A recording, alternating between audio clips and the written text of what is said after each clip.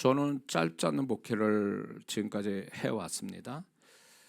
그러면서 이제 별별 일을 다 목회 가운데서 경험하게 됐는데, 그런데 그 중에서 이제 좀 여러 종류의 성도분들을 만나게 됐습니다. 근데 그 성도분들이 오래 있지는 않았지만 결국은 여러 가지 문제를 일으키고 이제 교회를 떠나가게 됐는데, 그런 성도들을 보면서 굉장히 안타깝고 화가 나는 경우가 종종 있었습니다. 그게 뭐냐면, 본인은 굉장히 똑똑하다고 생각하고 말하고 행동을 하는데, 목사인 제가 볼 때는 마음의 동기나 과정이나 결과로 볼 때 결코 그게 하나님의 편에 서 있는 게 아니라 마귀 편에 서서 마귀를 이롭게 하고, 또 그게 마귀의 자신이 도구가 되어 있다라는 것을 그 본인이 또 모른다라는 것입니다. 그래서 이제 목사인 제가 그런 부분을 이해하고 이해되도록 얘기하고 설득하고 또 진정시키려고 애를 썼지만, 결국은 그 성도분은 이제 성도 간에 또 문제를 일으키고 교회의 근심거리가 되고, 극단적으로는 또 본인의 그 생각에 맞다고 해서 합리화시키기 위해서 또 성도분을 데리고 나가고, 그래서 교회가 어려워지고, 이런 경우를 제가 지금까지 많이는 아니어도 종종 경험하게 됐습니다. 자, 여기서 우리 모두가 알아야 될 게, 개인의 죄는 하나님께 용서받습니다. 그러나 이 공동체, 특히 교회 공동체에 대한 죄는 개인의 죄하고 틀립니다. 제가 간증했지만은 저희 가정이, 부모님이 이제 교회에 여러 가지 정의를 가지고, 세상 정의 가지고 교회를 여러 가지 어렵게 만든 것이 결국은 하나님의 어떤 징계를 받았는데, 그 한 6년간 그 징계로 인해서 저희 집안이 참 어려움을 많이 겪었습니다. 그래서 저는 지금 또 그렇게 겁 없이 이렇게 교회에 어려움을 끼치는 성도들을 향해서 제가 미리 그런 저희 가정의 간증을 그걸 하게 되거든요. 주님의 몸된 교회에 그 공동체의 어려움을 만들면 그 성도는 어려움을 겪게 돼 있습니다. 그리고 저는 사역 속에서 그런 성도들을 많이 보게 되거든요. 그러면 주님의 음성이 너무 단호하게 얘기하실 때가 너무 많아요. 그래서 여러분들이, 제가 이제 그렇게 얘기하죠. 목사가 마음에 안 들면 목사 욕하지 말고 그냥 교회를 나가는 게 좋을 거라고. 그래서 좋은 교회를 찾아가는 게 좋은 거지, 그 교회 계속 있으면서 문제를 일으키는 것은 위험스럽다라고 제가 말씀을 드리거든요. 이 공동체에 어려움을 끼친다는 것은 자기 외에 그 교회 성도의 한 성도라도 문제를 만들어 버리면 그게 공동체 어려움을 겪게 만드는 거거든요. 그래서 이 부분이 얼마나 위험스러운가를 저는 그렇게 말씀을 드립니다. 그래서 이렇게 교회에 어려움을 끼치는 이런 성도분들을 보면, 그분들은 명분상 하나님의 자녀지만 실제로는 마귀의 종노릇해서 하나님에게 원수짓을 하고 있는 것입니다. 이런 성도들은 결국은 어떻게 되는지는 뭐 저희 집안을 통해서도 보았지만은 결코 하나님 앞에 은혜를 받기는 어렵다라는 것을 말씀을 드리고 싶습니다. 자, 그런데 이제 크게 생각해 볼 때 이 땅의 모든 사람들을 영적으로 좀 보게 된다면 하나님과 사단의 어느 편에 서 있게 마련이라는 것입니다. 하나님 편에 서 있거나 마귀 편에 서 있거나 그렇다는 것입니다.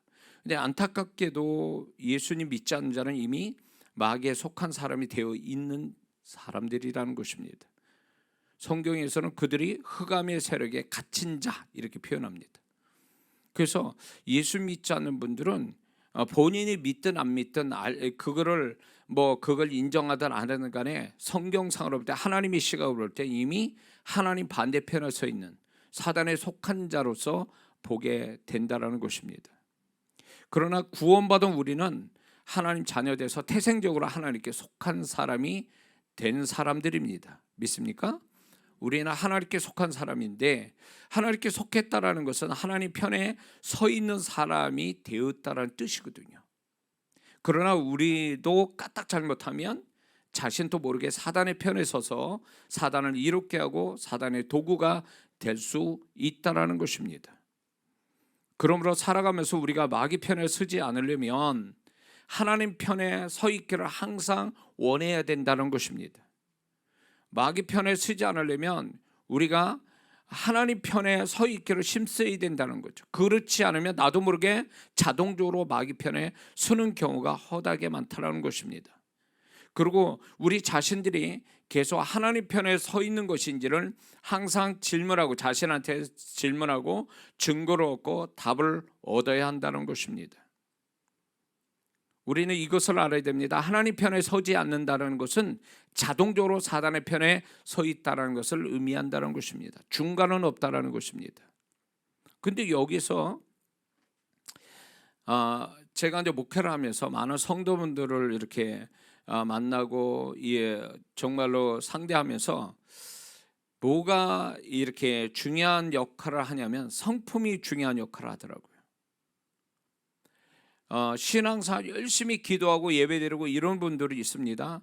근데 성품이 근본적으로 부정적인 사람은 결국은 사단의 덫에 걸릴 확률이 높더라고요.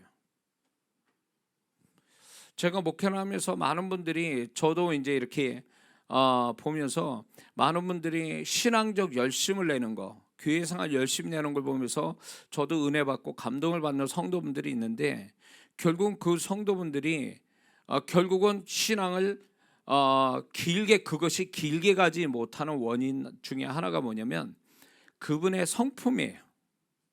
그 성품이 뭔가 좀 긍정적이고 올바르고 그리고 좀 그 성품이 다른 사람 보기에도 좋은 성품을 갖고 있는 성도는 그 신앙이 길게 오래 가더라고요. 열심을 내고 좋은데 그렇지 못하는 성품이 워낙 소위 말하면 부정적이고 그리고 그런 거 어두운 부분이 있고 막 이렇게 되는 성도분들은 열심을 내도 언젠가는 그 열심이 식어버리면 반대 현상이 일어나더라고요. 그래서 그런 성도가 또 교회에 문제를 일으키고 그래서 저는 신앙 그때 이제 제가 이제 뭐를 마음을 먹었냐면 교회 들어와서 신앙에 열심 내는 거 처음부터 그렇게 하지 말라고 얘기합니다. 왜냐하면 신앙적 열심 내는 게 중요한 게 아니라 말씀 듣고 은혜 받으면서 성령의 임재 속에 하나님의 은혜로 말씀을 통해서 내면이 바뀌어지는 것. 그래서 주님을 점점 닮아가는 게 제일 중요하거든요. 그렇게 돼야 그런 사람이 하나님 앞에 열심 내도 문제가 없어요.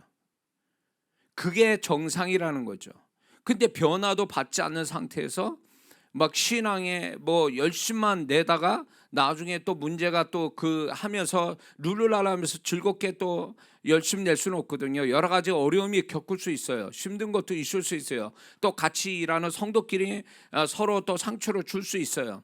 그럴 때 그런 부분에 대해서 주님의 마음으로 아니면 자신의 온유한 성품으로 그런 걸 다 극복해야 돼야 되는데 이게 원래 성깔이 있고 부정적인 성품을 가진 사람은 그렇게 하나님의 거룩한 일을 하면서도 그 성품이 버려지지 않으니까 그게 서로 다 상대방에게 상처를 주고 그것이 결국 열심을 낸다는 게 결국 많은 사람 상처 주고 교회에 어려움을 주는 이런 결과를 가져오더라 그 얘기예요.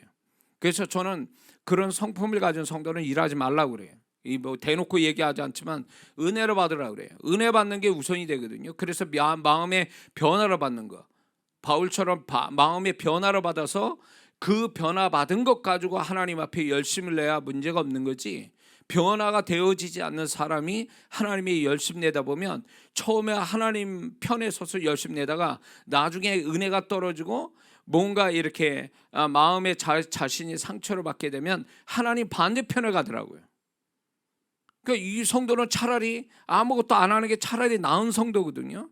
근데 그 열심에 뭘 한다고 한다는 게 저도 걱정이 되고 좀 조마조마한데 나중 되니까 문제가 또 결국은 발생하더라 그 얘기예요.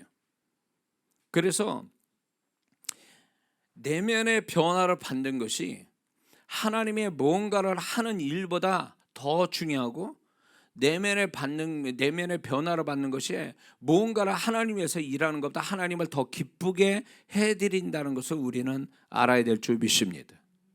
예? 제가 그래서 교회는 어차피 하나님이 세운 사람으로 이루어가는데, 하나님께서 어떤 일을 위해서 하나님 사람을 부르는 게 아니에요. 뭔가 내면의 변화를 받고 그 하는 것들이 다 하나님의 그 내면의 동기나 어떤 자세가 하나님을 기쁘게 할 수 있는 그런 사람에게 일을 맡기는 게 하나님이 주시기 때문에, 우리가 저는 그래서 봉사는 되도록이면 하지 말라고 그래요. 최소한의 봉사는 정말 하나님이 세운 사람들이 하고, 나머지는 봉사하지 말고 은혜만 열심히 받으라는 거예요. 그래서 변화 받으면 알아서 그 안에 성령께서 알아서 뭔가 감동을 받아서 하도록 놔두신다는 거죠. 그렇게 그런 성도는요, 하는 게 제가 볼 때도 안심이 놓여요. 왜냐하면 주님이 시켜서 그 변화된 마음 가져가니까 이분은 어떤 하나님이 일하면서 어려움을 겪어도 능히 잘 감당하고 오히려 더 은혜를 받고 또 주님을 더 찾는 자가 되니까 안심이 되는데, 이게 아닌 성도분들, 인간적 성품이나 아니면 열심만 가지고 하다가 보면 나중에 차라리 안 하는 게 더 좋을 뻔한 성도가 될 수도 있다라는 거죠. 자, 그래서 우리가 이렇게 내가 지금 하나님 편에, 내가 명분상 아니면 태생적으로 우리는 하나님의 편에 서 있는 사람이지만, 하나님 자녀에서 하나님 편에 서 있지만, 실제적으로 가서는 우리도 모르게 사단의 편에 서서 사단을 이롭게 하고 사단의 종로로 타는 경우도 허다하게 많다는 걸 우리는 알아야 됩니다. 사단의 편에 서게 되면 어떤 일이 벌어질까요? 요한복음 10장 10절에 사단은 도적으로 주님을 비유하시는데, 그 도적은 도적죄라고 죽이고 멸망시키는 자라고 분명히 얘기했는데, 사단이 바로 그런 자라는 거죠. 그래서 사단은 결국 사람을 그렇게 만들어 버린다는 것입니다. 요한복음 13장 2절에 보면 가룟 유다에게 사단이 들어갔다고 그랬습니다. 그래서 사단이 그 가룟 유다를 가지고 정말 미친 짓을 하게 만들죠. 은 30에 예수님 팔아 버리게 하고, 그리고 이제 사단이 그 가룟 유다를 쓴 거를 다 이제 임무가 끝나니까 결국 거기서 끝내는 게 아니라 결국 가룟 유다를 스스로 목숨을 잃게끔 또 그렇게 사단이 만들어 버리죠. 이게 가룟 유다를 통해서 사단에게 종로를 타면 어떤 일이 벌어지는지를 얘기해 주고 있다라는 것입니다. 예수님의 제자도 이 지경이면 우리가 예수님 보지 못하고 예수님 믿는 우리에는 더 말할 것도 없어요. 그래서 저는 이런 부분에서 성도분들의 분별력을 잃어버려서 이게 지금 본인이 하나님 편에 서서 하는 건지 사단의 편에 서서 있는지 구분을 못하는 이런 경우가 허다하게 많다라는 거죠. 그러므로 오늘날에도 사단이 믿는 자들을 어떻게 자기 편으로 만드는지에 대해서 우리는 이 부분을 좀 알고 있어야 되는데, 그거는 첫 번째는 정의롭고 합리적이고 논리적인 걸 통해서 자기 편으로 만들어버린다는 것입니다. 그래서 사단이 사람을 자기 도구로 삼게 된다는 거죠. 그걸 통해서 합리적이고 논리적이고 정의로운 이런 걸 통해서 자기 편으로 만들어버려요. 자, 가룟 유다가 예수님을 팔려는 사단의 생각을 그냥 무작정 팔았을까요? 아무 이유도 없이? 아니요. 반드시 사단은 어떻게 하냐, 생각을 가지고 역이용합니다. 이용해요. 생각을, 우리의 생각을. 그런데 그 생각 자체가 굉장히 합리적이고 논리적이에요. 어떤 면에서 정의롭다라고 할 정도의 생각을 갖게 만들어서 그것 따라 움직이게 만든다라는 거죠. 오늘날 사회로 보세요.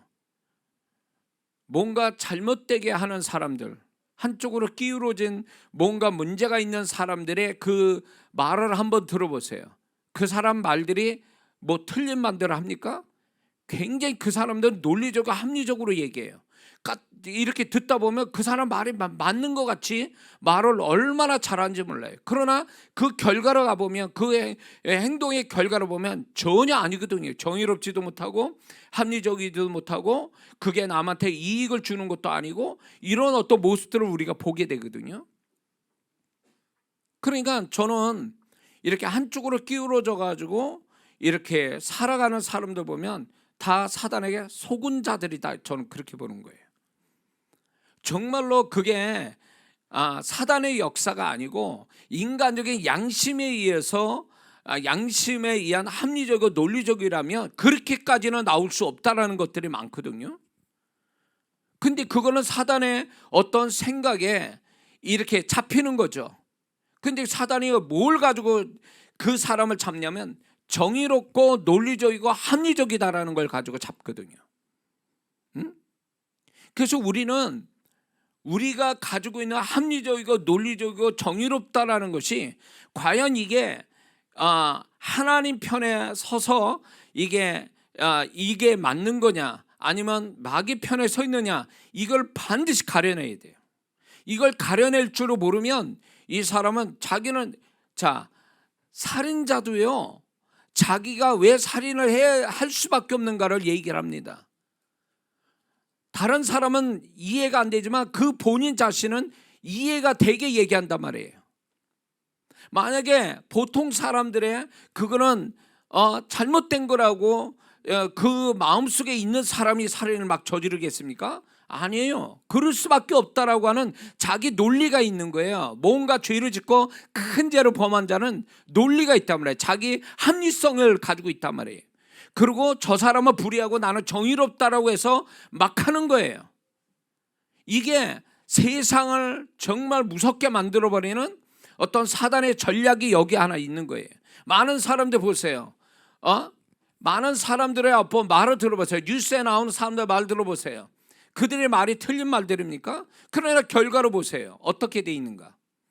그러니까 그거를 알면서도 아닌 척하는 것들은 제가 볼 때는 양심의 화인을 맞거나 그 사단의 종로로 타기 때문에 그것이 잘못됐다는 것조차를 모르는 거예요. 그 정도로 무감각해졌다는 얘기는 그 정도로 악한 영에 잡혀서 그렇게 하고 있다라고 보는 거죠. 응? 저희 아버님이 교회에 어려움을 교회 전체 어려움을 이렇게 어렵게 만드신 것이 우리 아버님은 세상 잣대로 정의감 가지고 교회를 본 거예요. 그러다 보니까 교회가 다 모순이고 교회가 문제가 있고 이런 거에 대해서 세상 정의를 들이대고 그것으로 하다가 결국 결과에 가서는 그게 우리 아버님의 한 행동이 교회를 어지럽게 만들고 교회를 분열시키고 이런 결과를 가져온 거예요. 그런데 우리 아버님은 절대로 무슨 악의적으로 뭘 하자고 한 것은 아니었어요. 그러나 우리 아버님의 생각은 뭐냐면 논리적이고 합리적이고 정의로운 생각을 가지고 움직이신 거예요. 근데 결과에 가서는 교회 분열이 나고 어려움을 겪게 되고 은혜가 안 되고 이런 것들이 결국은 하나님이 그거를 그냥 가만 두신 건 아니었죠. 응? 오늘날에도 이런 성도들이 참 많은 것 같아요. 저희 아버님 같이 얼마나 합리적이고 논리적이냐, 얼마나 그게 이성적이냐, 얼마나 정의로우냐, 이런 것들을 가지고 그 잣대로 자꾸 이렇게 하면은 결과에 가서 그게 하나님이 원했던 결과가 아니고 반대적 결과가 나온다면 그 합리적이고 논리적이고 정의롭다는 자체가 잘못됐다고 봐야 돼요.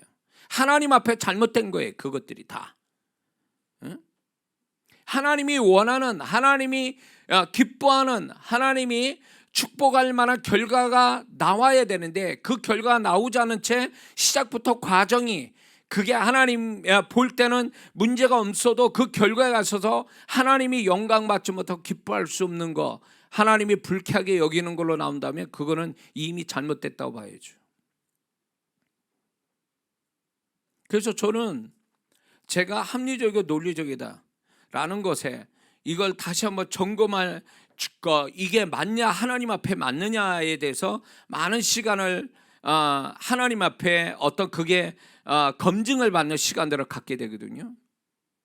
그렇지 않으면 까딱 잘못하면 믿음으로 해야 될 건데 나는 합리적이고 계산적으로 한다는 그 자체가 하나님의 뜻도 아니고 하나님의 결과로 나오지 못하게 한다면 합리적이고 계산적이라는 그 자체가 잘못됐다고 보는 거죠. 응? 그래서 많은 분들이 이게 하나님은 이런 생각을 갖기 전에 그냥 하나님은 뭐라고 말씀하시는가, 하나님의 뜻은 무엇인가, 하나님의 계획은 무엇인가, 이거를 먼저 알려고 해야 되는데, 이게 먼저 알려고 하는 게 아니라 자기 생각, 고집, 뜻, 뭐 자기의 똑똑한 거, 의로운 거, 이거 믿다가 어느 순간에 사단이 원하는 그 편에 서서 일하고 있는 거죠. 교회 안에 이런 것들이 얼마나 많은지 몰라요. 주님이, 저는 그래서 그런 성도분들이 있으면 제가 이렇게 얘기해요. 주님이 그렇게 하라고 말씀했습니까? 이렇게 물어봐요. 그러면 이 질문에 대답할 사람 한 사람도 없어요. 주님이 그렇게 말씀했냐 이거예요. 주님이 그렇게 하라고 얘기했느냐는 거예요.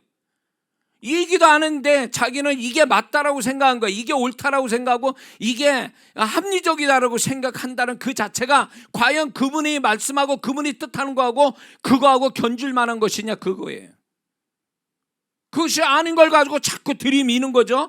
주님을 이겨먹으려고 그러는 거예요. 그러면 어떻게 될까요?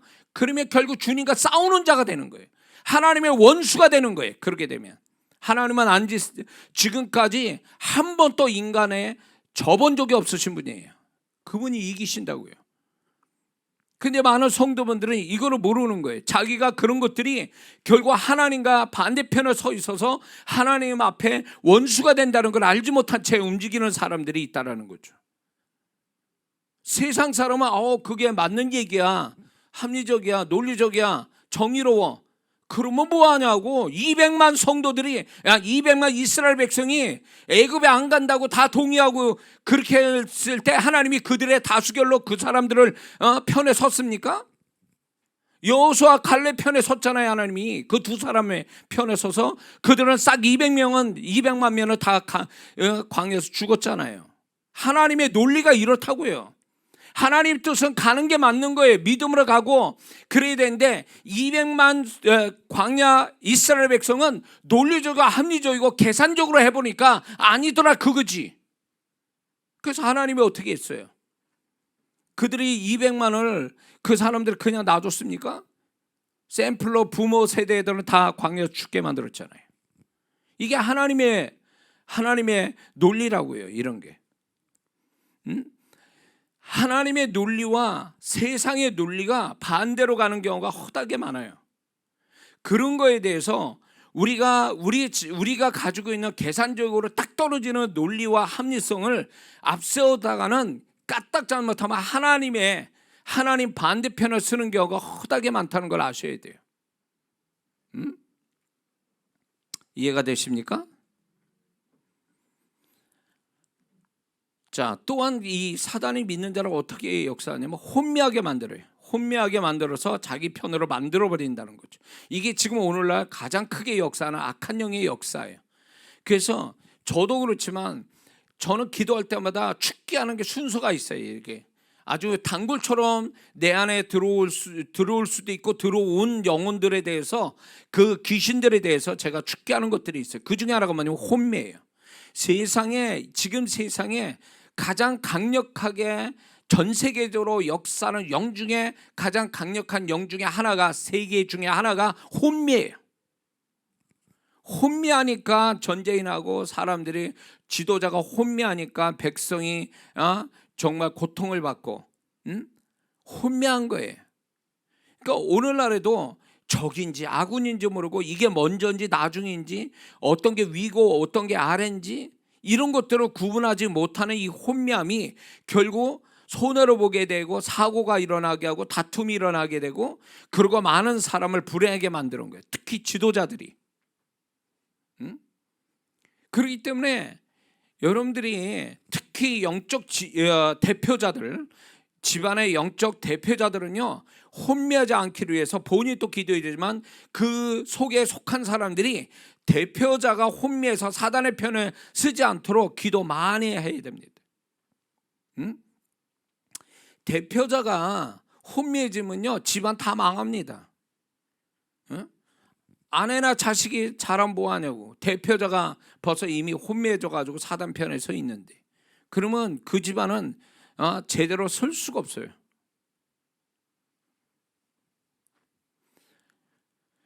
그래서 오늘날 똑똑한 거죠. 사람이 똑똑한 것 같죠. 그러나 세상 돌아가는 거 보세요. 똑똑해서 세상이 이 지경이 됐습니까? 과거보다 더 살기 어려운 세상에 지금 살고 있잖아요. 가정들이 다 분해되고, 가정이 분해되고 교회가 쪼개지는 그것이 똑똑한 사람들이 만드는 것 같아요? 아니요. 혼미한 사람들이 만든 거라고. 그게 정말 제정신이 정말 분별력이 있는 사람 같으면 그렇게 할 수 없지. 자기 가정 다 깨트려가면서 자기는 정의롭다고 이게 맞다라고 하는 이렇게 혼미한 대표자 때문에 가정이 망하는 거 아니에요? 그렇기 때문에 오늘날 가정이 무너지고, 그리고 또 공동체가 깨어지고, 이런 모든 것들이 보면 그 주역이 뭐냐면 그 배후에 그렇게 만든 거는 혼미의 영이 역사해서 그래요. 이런 사람이, 혼미한 사람이 나중에 이제 제정신이 들어오면요 엄청 후회하는 거예요. 이게 사람들이 이게 있습니다. 죄 지으면 죄에 대해서 죄를 짓게 되면 하나의 죄가 뭘 만드는 줄 아세요? 그 사람을 혼미하게 만들어요.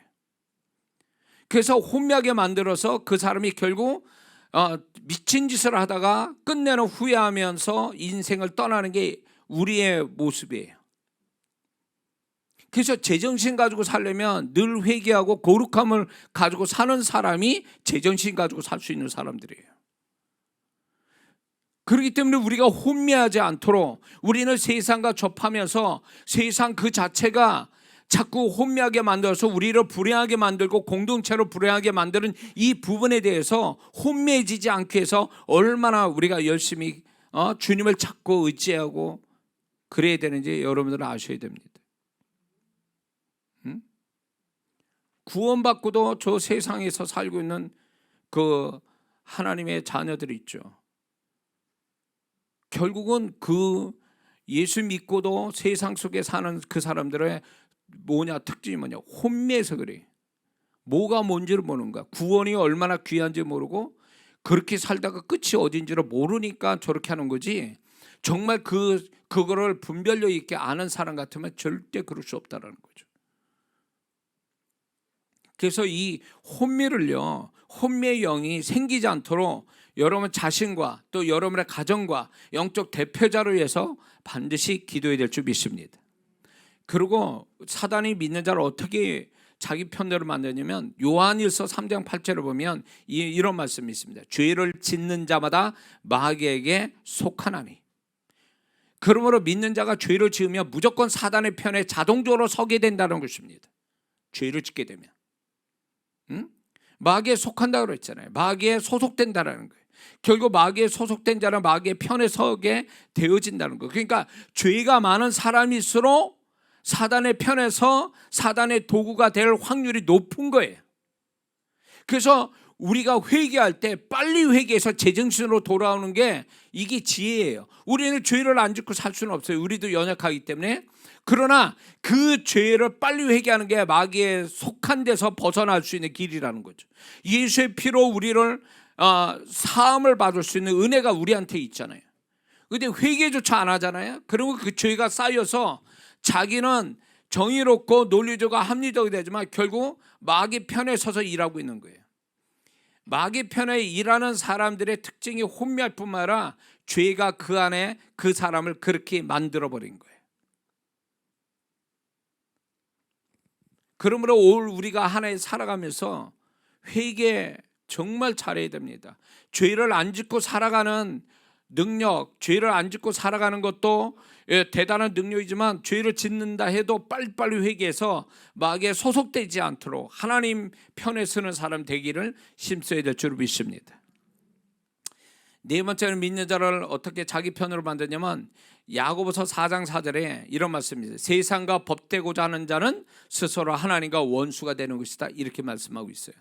그러므로 세상에 이렇게 세상 풍조 따라 살아가고 그리스도인다운 모습을 가지지 않는 채 세상 사람같이 살아가 버리면 그는 하나님과 원수가 된다는 얘기는 사단의 편에 서는 자가 된다라고 얘기하는 거예요. 자, 예수 믿는 사람이 예수 믿으면 그 구원이 얼마나 큰 축복인가를 살아가면서 경험시켜 주시려고 하는데, 하나님이 그 큰 축복을 경험을 하면서 점점 잘 되어가는 것이 예수 믿는 자의 삶인데, 만약에 그렇지 않다, 나는 예수 됐는데도 내 삶은 더 어렵다, 힘들다, 모자르다, 부족하다, 이렇게 살면요, 원인을 찾아야 돼요.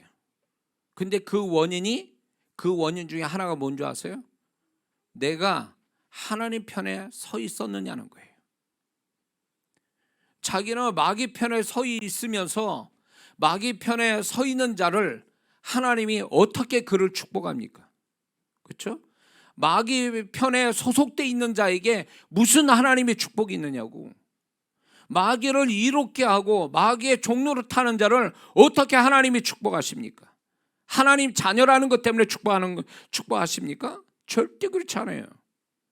응? 자, 세상에 속한 자는 하나님과 원수된다 그랬어요. 하나님과 원수된 자에게 무슨 하나님의 은혜와 축복이 가겠습니까? 죄를 짓는 자마다 마귀에 속한다 그러는데, 마귀한테 속한 자한테 무슨 하나님의 은혜가 떨어져요? 안 그래요. 응? 근데 본인은 내가 구원받았으니까 교회 다니니까 나는 하나님의 축복을 받을 거야. 교회를 다니면 뭐하냐고. 교회 바깥에서 하나님 편에 서 있어야지. 어? 하나님 편에 서 있어야죠.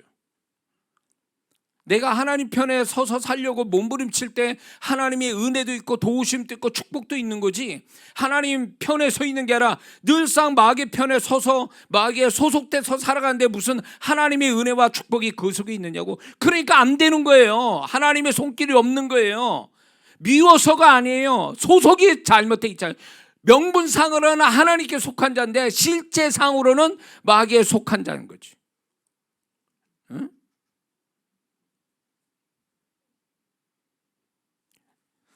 이 땅에 뭐 뉴스 보셨겠지만 간첩을 뭐 잡았다 뭐 이런 얘기했는데, 옛날부터 그 간첩 이야기가 있었잖아요. 자, 간첩은요, 그 간첩이라는 사람들은요, 이 땅을 밟고 살지만, 이 남한한 땅에 여기에 우리나라 대한민국에 살고 있지만 누구를 이롭게 하느냐면 저 북한을 이롭게 하는 거잖아요. 그러니까 이 땅 사람인 것 같은데 저 땅 사람이 실제적으로 주민등록증도 있겠죠. 그 사람 간첩이라는 사람도 주민등록증이 있으면 뭐하냐고. 하는 일이 다 마귀를, 북한을 이롭게 하는데, 이거와 똑같아요. 하나님 자녀면 명분상으로 하나님 자녀면 뭐하냐고. 실제상으로 마귀 편에 서서 마귀한테 좋아라 할 일을 하고 있는데, 그러면 그게 무슨 이득이 되겠어요? 뭐가 하나님의 은혜가 거기서 있겠냐 말이에요. 근데 많은 성도분들이 하나님 편에 서 있기를 힘쓰는 삶이 아니라 그냥 이렇게 어쩌다가 어떤 때는 죄의 편에 섰다, 어떤 때는 마귀 편에, 어떤 때는 세상 편에 섰다, 어떤 때는 자기 타락한 육신의 본성에 따라 또 그쪽 따라 흘러가고. 그러면 그게 무슨 하나님 편이냐고. 그게 결국은 마귀를 좋아하게 만들고 마귀가 쓰기에 딱 좋은 도구가 되고 마는 거 아니에요. 가룟 유다가 돈을 빼먹고 돈을 좋아하지 않았다면 마귀가 그 가룟 유다를 붙잡고 그렇게 쓸 수 있었을까요? 본인이 먼저 문을 열었잖아요. 돈 욕심에 결국은 마귀의 도구가 돼버리게 만 거잖아요. 그러니까 예수님의 제자면 뭐하냐고. 예수님의 명분상 예수님 제자지만 실제서는 마귀의 도구가 되고 있는 사람이잖아요. 그러니까 오늘날에도 이런 가룟 유다 같이 이런 자가 되기가 우리가 쉽다라는 걸 이미 가룟 유다 통해서 얘기하고 계시잖아요. 그래서 내가 나는 교회 열심히 다니고 이러는데 왜 하나님의 은혜와 축복이 내게 없지? 생각보다 많지 않지? 라고 만약에 생각이 된다면 이거를 한번 점검해 보세요. 내가 하나님 편에 서서 그동안 살아왔는가? 아니면 여러 가지 하나님의 반대된, 하나님과 원수된 곳에 그쪽에 서서 내가 살아왔는가를 살펴보면 답이 나온다는 거죠. 이해가 되십니까? 하나님께서 믿는 자가 정말 하나님은 축복받아 더 잘되는 영혼이 잘된 같이 범사되고 강건하기를 그 하나님이 원하신데, 만약에 그의 자녀가 하나님의 그의 자녀가 마귀의 손아귀에 넘어가는 것을 하나님은 그냥 두고 보시지는 않을 겁니다. 그래서 믿는 자를 정신 차리게 하기 위해서 이렇게 하시죠. 생각 속의 역사예요. 먼저 하나님께서 은혜를 주시는데 생각 속에 먼저 역사예요. 그게 뭐냐면 자신의 태도가 얼마나 어리석고 하나님을 불쾌하게 만들고 원수 짓을 하는가를 깨닫게 하고 회개케 하신다는 거예요. 먼저 생각 속에 역사하신다는 거죠. 사람이 변화가 어디서 옵니까? 생각에서부터 변화가 오기 시작하거든요. 그래서 이 생각에서 이게 잘못됐구나. 그래서 하나님은 어느 순간에 이 사람이 제정신을 못 차리고 혼미하고 죄 가운데 있어서 자기가 마귀 편에 서서 마귀를 이롭게 하고 마귀의 도구가 되고 있다는 걸 어느 날 깨닫게 하는 거죠. 생각의 역사하는 거. 이거 깨닫는 것이 굉장히 은혜거든요, 이게. 그래서 믿는 자를 마귀에 더 깊숙이 들어와서 끄집어낼 수 없을 지경까지 가는 걸 하나님의 막으시기 위해서 생각의 역사하시는 거예요. 그렇지 않으면 이제 두 번째 하시는 게 뭐냐면 징계를 하시는 거죠. 환난을 하나님이 허락하시는 거예요. 그래서 이 환난을 통해서 정신을 차리게 만드시는 하나님의 두 번째 방법이 있어요. 그래서 여러분들 이거 아셔야 돼요. 저나 여러분들이 살아가면서 애매한 고난을 받는다면 우리가 이 고난을 해결해 달라고 기도하기 전에 우리는 왜 이 고난이 내게 왔어야 되는가, 와야 되는가, 있어야 되는가에 대해서 혹 하나님이 내가 하나님 편에 서 있지 못하게 한 그런 것들이 무엇인지 알게 하고, 하나님 마귀 편에 서 있는 것을 버리게 하고 하나님 편으로 돌아오게 하기 위한 하나님의 계획이 고난 속에 있다는 거죠. 그래서 고난을 받을 때 무조건 하나님 이걸 해결해 주세요 이러지 말고, 정말 그동안 하나님 앞에 내가 하나님 편에 서 있지 못했던 거, 나도 모르는 사이에 마귀 편에 서서 마귀의 도구가 되고 마귀를 이롭게 하는 것들이 있었다면, 이걸 회개한다면 그 하나님의 환난이 왜 하나님이 허락한지 이유를 아는 사람이 됐을 거라는 거죠.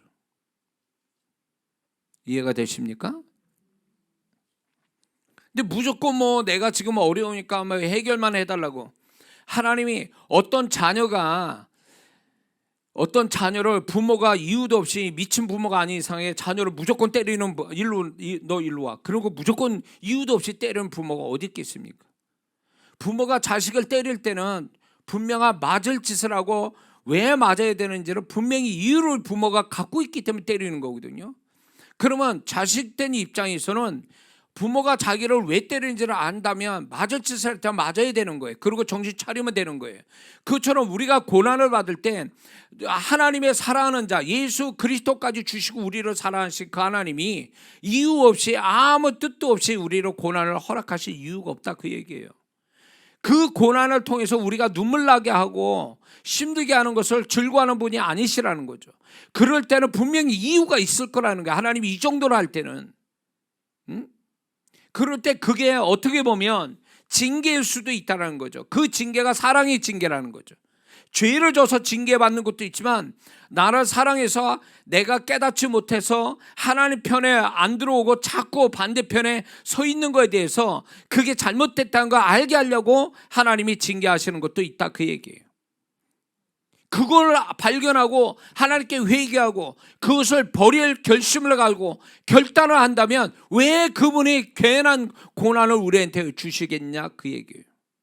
자기 잘못을 하나도 모르고 하나님이 뭐가 문제 있는 것처럼 하나님 내 문제 해결해 주세요, 하나님이 이거 허락하신 일이니까 하나님이 해결해 주세요, 이런 식으로 하나님께 모든 걸 책임을 떠넘기는 것은 잘못된 신앙 태도인 거죠.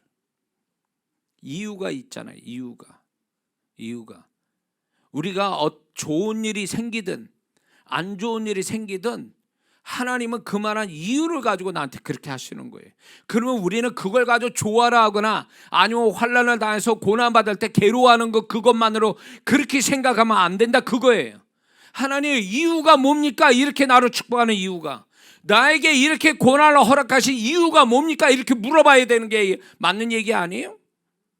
하나님이 내 생각보다 모자라다는 얘기예요? 그러니까 안 물어보는 거야 도대체? 그건 잘못된 거지. 그렇게 하면 안 돼요. 하나님께 물어봐야지. 그러면 하나님은 대답하실 거라고요. 어? 우리한테 그 질문에 답을 주실 거라는 거예요. 여러 가지 이유가 있겠죠. 그래서 우리의 고난 속에는 복합적인 어떤 내 자신에게 문제가 있으니까 그게 온 거지, 나는 뭐 잘못 없는데 하나님이 나한테 그렇게 고난을 허락하시는 게 아니라 그거예요. 욥이 잘못은 없어요. 1장에 보면 욥은 전혀 잘못이 없어요. 그러나 42장에 가보세요. 욥이 어떻게 됐는가? 그 하나님에 대해서 잘못 인식하고 있는 걸 깨닫게 하시는 하나님의 고난을 통해서 그 하나님을 새롭게 다시 만나게 하시는 은혜를 주시잖아요.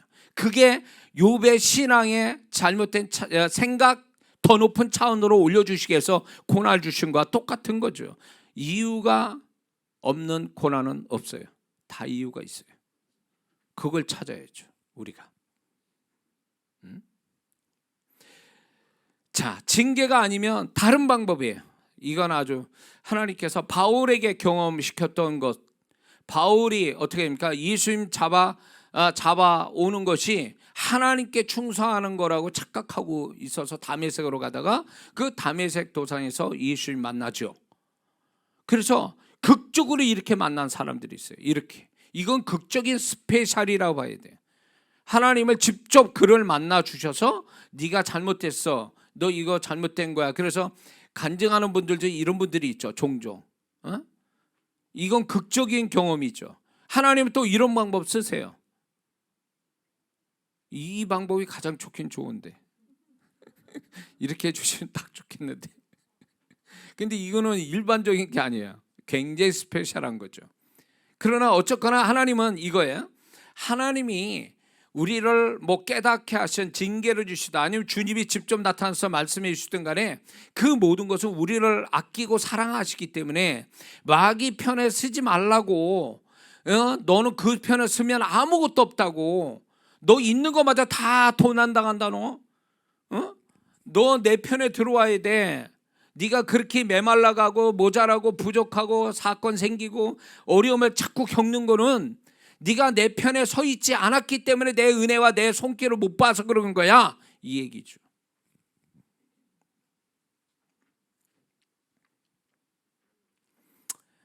우리가 이런 게 있어요. 두 사람이 싸웠어요. 나는 피해자예요, 저 사람이 가해자예요. 근데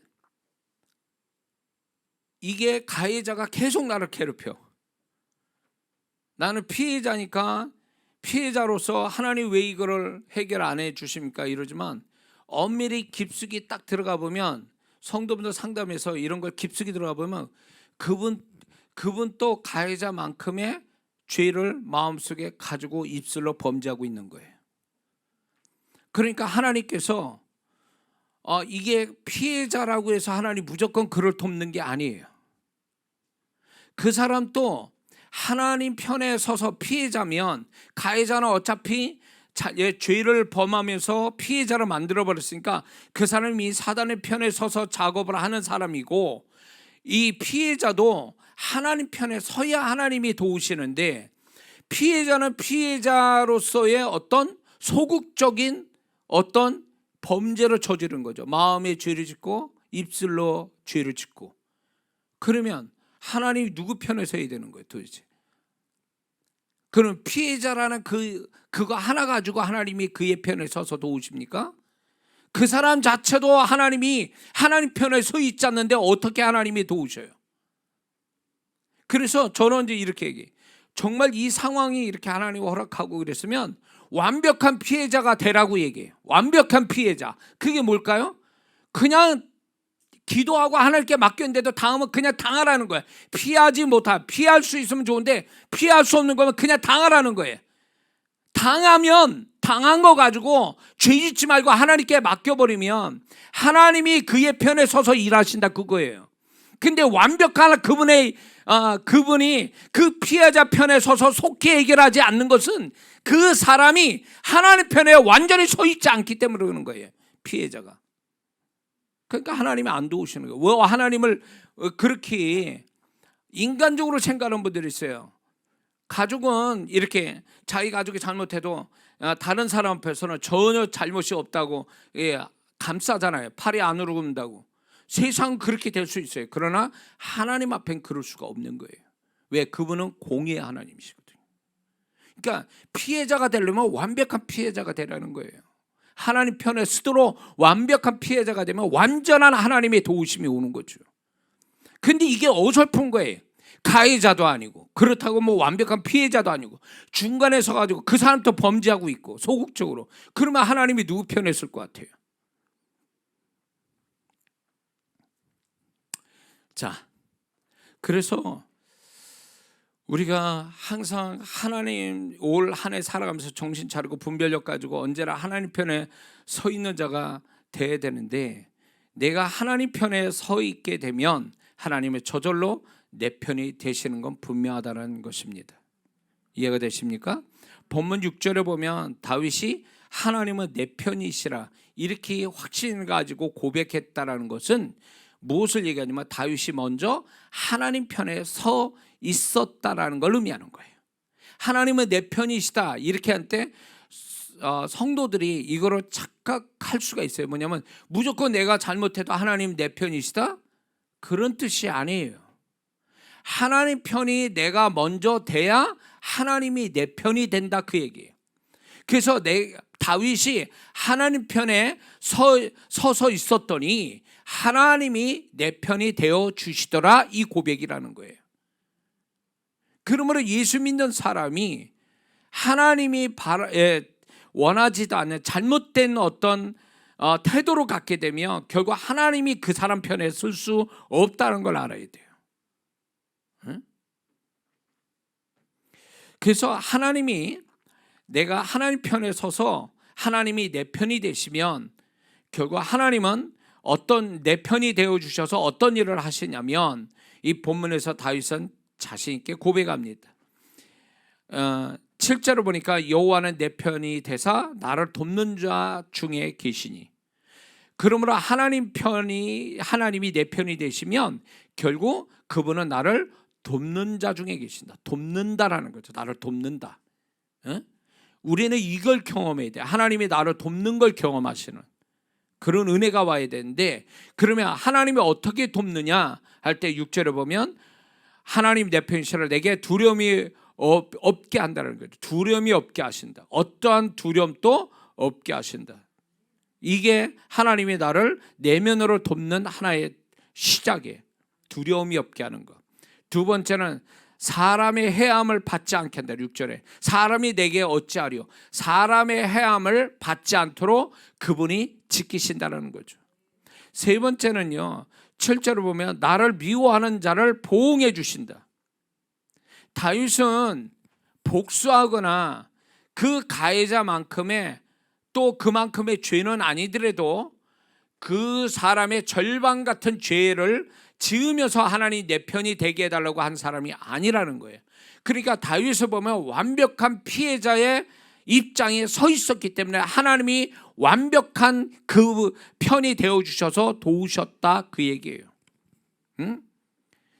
근데 데살로니가 후서 1장 6절에도 이런 말씀이 있어요. 너희로 환난을 받게 하는 자에게는 환난으로 갚으신다. 로마서 12장 19절을 보면 원수 갚는 것은 내게 있으니 내가 갚으리라 이렇게 말씀하시거든요. 완벽한 믿는 자를 위해서 하나님이 약속을 이렇게 다 주고 계시거든요. 그러므로 우리가 이 한 해 살아가면서 우리가 여러 가지 억울한 일, 손해보는 일, 여러 가지 경험할 수 있어요. 내가 피해자 돼서 그럴 때 여러분들이 다윗 같은 태도를 가져야 돼요. 하나님이 편들어 주실 만하게 내가 여전히 하나님 편에 서 있기를 힘써야 된다 그거예요. 그러면 이 말씀은 그대로 우리에게 현실이 된다는 걸 우리가 잊지 말아야 될 줄 믿습니다. 그리고 시편 124편 6절을 보면 우리를 저희에게 주어 씹히지 않게 하신 여호와를 찬송해. 원수의 밥이 되지 않게 한다라는 거죠. 하나님이 도우시는데. 시편 124편 7절을 보면 우리 혼이 새가 사냥꾼의 올매에서 벗어난 같이 되었나니 올무가 끊어짐으로 우리가 벗어났다. 사단의 올매에서 벗어나게 하시는 하나님의 손길이 나타난다, 이렇게 말씀하고 있습니다. 그러므로 우리가 하나님 편에 산다는 거, 이걸 잊지 말아야 돼. 저 사람이 나한테 어떻게 했는데 내가 어떻게 해야 저 사람을 복수할까? 내가 어떻게 해야 저 사람한테 내가 저 사람을 또 잘 이렇게 어떻게 할까? 이런 생각으로 사는 게 아니라, 하나님, 내가 당하더라도 피해를 입어도 하나님 편에 서서 하나님께 하소연하고 있으면 하나님이 약속대로 처리해 가신다는 거. 그래서 우리는요, 신앙이라는 것은 내가 얼마나 노력해서 내 노력의 결과를 얼마나 보느냐가 신앙이 아니고, 하나님이 나를 얼마나 도우셔서 내가 내 수고의 결과를 보는 것이 신앙이 아니라, 내가 하나님을 의지해서 하나님이 나를 돕는 것을 내가 제3자의 눈으로 보면서 그 하나님을, 좋으신 하나님을 발견하고 그분을 찬양하고 그분을 높이는 것이, 이게 신앙생활이라는 거죠. 믿습니까? 하나님을 많이 발견하는 것, 그분이 나에게 어떤 모습으로 계시는가를 내가 늘 발견하는 것, 그래서 그분이 얼마나 좋으신 분인가를 찬양하고 감사드리는 것, 이게 하나님이 우리 삶 속에 개입하시는 목적이 되신다는 거죠. 우리 통해서 영광 받으시고자 하는 목적. 세상은요, 내가 얼마나 잘났느냐 이거 가지고 광고도 하고 그거 가지고 사람에게 높임을 받는 거라면, 우리는 내가 얼마나 잘했느냐가 아니라 하나님이 나에게 얼마나 많은 것에 함께해 주시고 그분이 도우셨는가를 발견하여 그분을 높이는 것, 이게 우리 삶의 목적이고 그분이 바라신 우리의 모습이라는 걸 잊지 말아야 될 줄 믿습니다. 여호수아와 갈렙은요, 두 사람이 하나님 편에 담대히 서 있었던 사람들이에요. 그래서 그들만 하나님이 가나안 땅 들어가게 하죠. 이거는요, 여호수아 갈렙의 이 상황을 우리가 한번 생각해 보면, 여호수아 갈렙은요 목숨 걸고 고백한 거예요. 왜냐하면 그 200만이라는 사람이, 정탐꾼 10명부터 해서 200만이라는 이스라엘 백성이 여호수아 갈렙의 이런 말들에 대해서 가만 안 있고 돌을 치고 죽일 수도 있어요. 얼마든지 이렇게 물리적으로.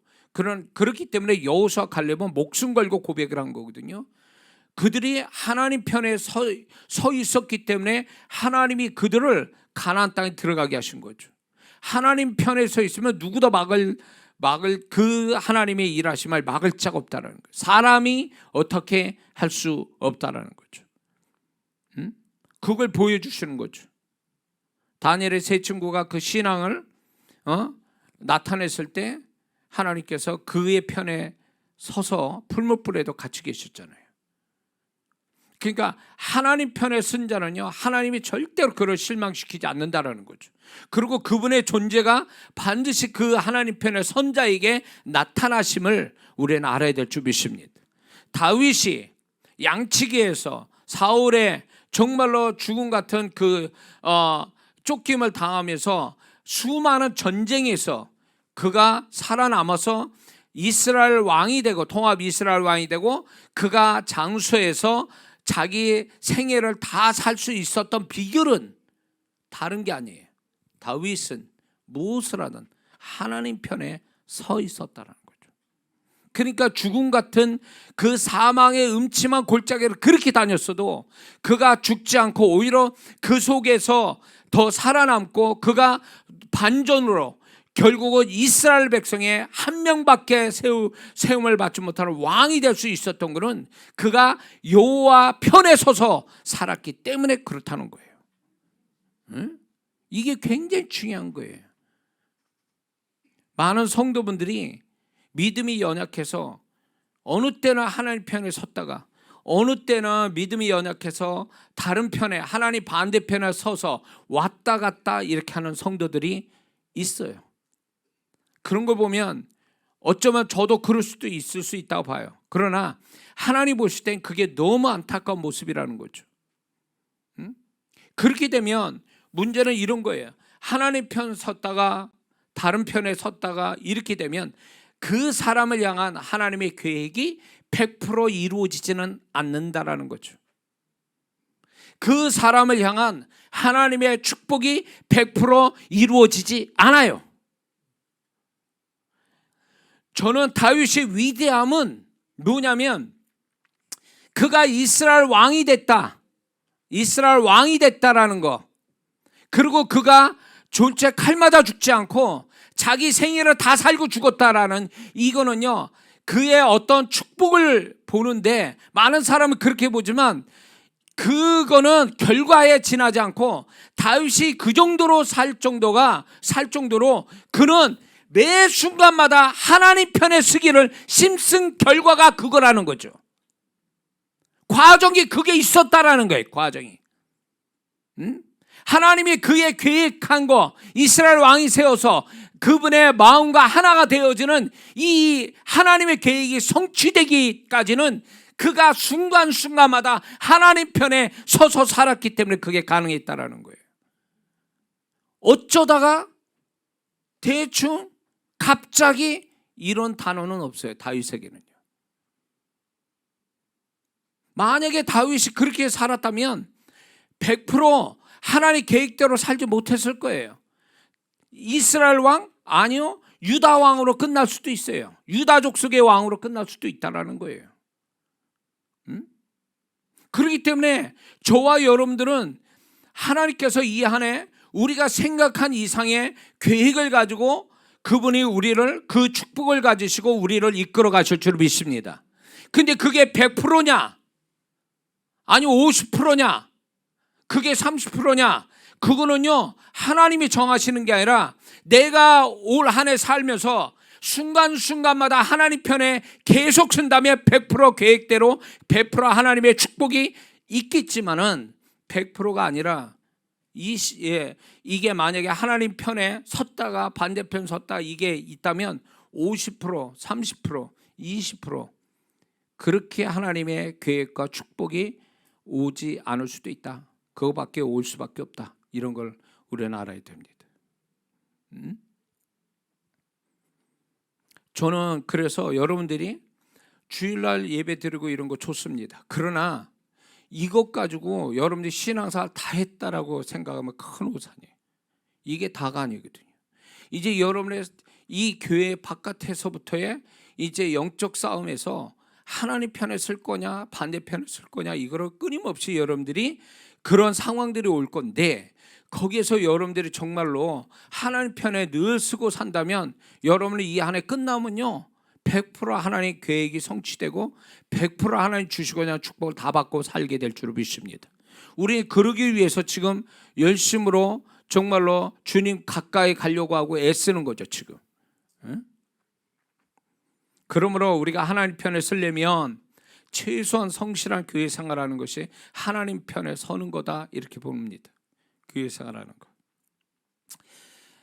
적어도 교회 다닌다는 것은 자신이 세상 편이 아니라는 걸 얘기하는 거죠. 특히 주일에 대해서 주일에 이렇게 교회 나와서 예배드리고 하나님을 높이는 것은 내가 세상 사람이 아니고 세상 편이 아니고 나는 하나님 편에 서 있다라는 것을 증거하는 거잖아요. 그렇지 않습니까? 근데 이 주일날에 주일을 안 지키고 예수 믿는 사람 딴 데가 있다? 그건 이제 하나님 편이 아니라고 얘기하는 거죠. 스스로가 하나님 편이 아니다 나는. 그걸 자기가 스스로 증거하는 거 아니에요? 왜 주일날 주님 앞에 나와서 예배드리고 하나님을 높여야 될 때 어디가 있냐고 지금. 그거는 분명 하나님과 반대편에 서 있는 거잖아요 지금. 그러니 그것은 무슨 은혜가 오면 그 무슨 축복이 오겠어요? 안 오죠. 그렇기 때문에 최소한의 교회 생활을 한다는 것은 최소한의 하나님 편에 서 있는 연습, 훈련, 습관을 들이게 하는 거죠. 이해가 되십니까? 그리고 하나님 말씀에 늘 서 있도록 힘써야 됩니다. 하나님 말씀에 불순종한다는 건 하나님 반대편을 쓴다는 얘기거든요. 그러므로 하나님 말씀에 늘 서서 살기로 힘써야 된다는 거죠. 이것도 있습니다. 예수님이 우리를 가난을 대속해서 우리를 부욕해 하셨다. 그러면요, 우리가 아무리 안 돼도 하나님이 나를 부욕해 하실 것이다, 이렇게 말하는 게 하나님 말씀 편에 쓰는 거잖아요. 그분이 나와 함께 서서 나를 모든 것 도우신다, 이거를 말씀에 정말 그 말, 내가 너를 떠나지 않고 너를 버리지 않았다 그러면 우리는 어떤 상황에도 주님은 나를 떠나지 않고 나와 함께 계셔, 이렇게 말해야 이게 말씀표를 쓰는 거죠. 지금 하나님 어디 계십니까? 내가 지금 이런데 뭐 이러면서 자꾸 하나님 말씀과 다른 얘기한다면 그 사람은 하나님 반대편을 쓰는 것 같다라는 거죠. 뿐만 아니라 우리가 죄를 버리고 거룩함을 가져야 하나님 편에 쓰게 되는 것입니다. 죄를 가지면 마귀 편을 쓰는 거예요. 그거는 결국 하나님과 원수된다는 얘기죠. 그러므로 거룩해져 갈수록 우리는 하나님 편에 서는 자가 된다는 걸 우리가 잊지 말아야 될 줄 믿습니다. 뿐만 아니라 우리가 육신의 생각, 세상 풍조를 따라 살지 않고 성령의 인도하심 따라 사는 것이 하나님 편에 서는 것입니다. 왜? 성령께서는 결국 우리 하나님의 뜻과 계획대로 살도록 우리를 이끌어 가시기 때문에 그렇습니다. 그래서 우리는 늘 성령의 인도하심 받기를 구해야 되고 그 성령의 인도하심에 민감하게 살아가는 자가 되어야 될 줄을 믿습니다. 뿐만 아니라 이제 우리가 상황이나 내 기분이나 지혜를 따지지 말고 이렇게 생각해요. 이걸 늘 생각해야 될 게 뭐냐면 이것에 주님의 생각은 무엇일까? 주님이면 어떻게 하셨을까? 주님이 이 상황에 대해서 뭐라고 말씀하셨을까? 이렇게 생각하는 것을 늘 가지고 살아야 된다는 거죠. 주님이면 어떻게 하셨을까? 주님의 생각은 무엇일까? 주님은 뭐라고 말씀하셨을까? 이걸 늘 생각해야 된다는 거예요. 자기 좋을 대로만, 자기의 어떤 편한 대로만, 자기가 자기 기분대로만 생각하고 말하고 행할 게 아니라 주님이면 어떻게 할겠냐? 주님이면. 이게 굉장히, 그게 시행착오로 겪을 수도 있지만 주님이면 어떻게 하실 건가를 내가 묵상해 보면 반드시 성령께서 그걸 알려주신다는 거죠. 저는 다윗이 이랬을 거라고 보는 거예요. 다윗이. 그러니까 이 훈련이 반복적으로 자기의 삶 속에서 이런 거를 생각해 왔기 때문에 그가 하나님의 마음에 합한 자가 될 수 있었던 거죠. 그게 하루아침에 된 게 아니란 얘기예요. 하루아침에 된 게. 그렇다면 이런 생각이 늘 이렇게 갖고 산다면 이 사람은 반드시 언젠가는 이 생각을 안 해도 저절로 그 자기가 생각하고 행하는 것이 다 주님과 같은 생각, 같은 마음을 가지고 움직이는 사람이 될 수 있다는 거죠. 그러게 되면 그게 뭡니까? 자기도 모르는 사이에 주님 편에 늘 서 있는 사람이 되는 거예요. 응? 그래서 신앙은 저절로 되지 않습니다. 늘 이렇게 훈련을 해야 돼요. 자기 스스로가 이런 훈련을 해야만이 이 훈련 하나하나가 결국 나는 주님 편에 서는 자가 되어가게 되는 것입니다. 그게 다윗이 되는 거고 다윗의 결말을 우리가 갖게 된다는 것입니다. 올해도 우리는 무수히 많은 새로운 상황들을 만나게 될 겁니다. 그럼 어느 순간에 우리들은 둘 중 하나를 선택하고 결정해야 될 상황이 있을 수 있습니다. 하나님 편이냐 세상 편이냐, 하나님 편이냐 죄 편이냐, 하나님 편이냐 나 자신의 편이냐, 하나님 편이냐 사단의 편이냐, 하나님 편이냐 사람 편이냐, 하나님 편이냐 나의 일의 편이냐, 하나님 편이냐 물질 편이냐. 이런 것들이 계속 우리를 어느 쪽으로 선택할 건가에 자꾸 우리에게 이런 거를 선택과 결정을 하도록 새로운 상황들을 만나게 될 줄 모릅니다. 그럴 때 우리가 하나님 편에 서서 살기를 우리는 힘써야 될 줄 믿습니다. 그래서 이 한 해가 끝날 때 과연 내가 하나님 편에 쓴 게 몇 %가 되고 하나님 편에 쓴 게 몇 번이나 됐는지 한번 헤아려 보는 것도 우리의 신앙을 성장시키는 좋은 모습이 될 줄 믿습니다. 이 한 해도 끊임없이 우리를 어느 편에 쓸 거냐 계속 압력을 놓을 거예요. 세상이 압력을 놓고 죄와 마귀가 육신의 정욕이 우리를 계속 압력을 놓을 거예요. 우리 편에 쓰라고. 그럴 때 저와 여러분들은 주님 편에 서기를 결심하고 이 한 해를 출발하고 내가 어떤 일이 있어도 나는 주님 편에 서서 살 거라는 다짐을 갖는다면 성령께서 그 다짐을 지켜주시고 도와주실 줄 믿습니다. 기도하겠습니다.